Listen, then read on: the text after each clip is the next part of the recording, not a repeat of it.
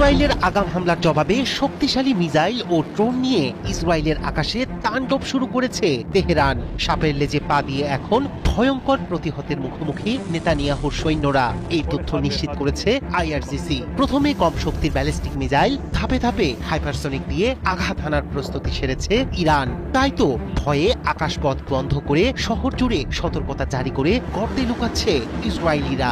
ইরানের হাতে রয়েছে শাহাব-3 জোলফাঘার ব্যালিস্টিক ক্ষেপণাস্ত্র। এরপরই আসবে ফাত্তা খোররাম শহরের হাইপারসনিক ঝড়, যা মুহূর্তেই মাটির সাথে মিশিয়ে দিতে সক্ষম ইসরায়েলের গুরুত্বপূর্ণ শহর ও সামরিক স্থাপনা। বিশ্লেষকরা বলছেন এসব হাইপারসনিক মিসাইল ফাঁকি দিতে পারে আয়রন ডোম ও ডেভিড স্লিংয়ের মতো প্রতিরক্ষা ব্যবস্থা।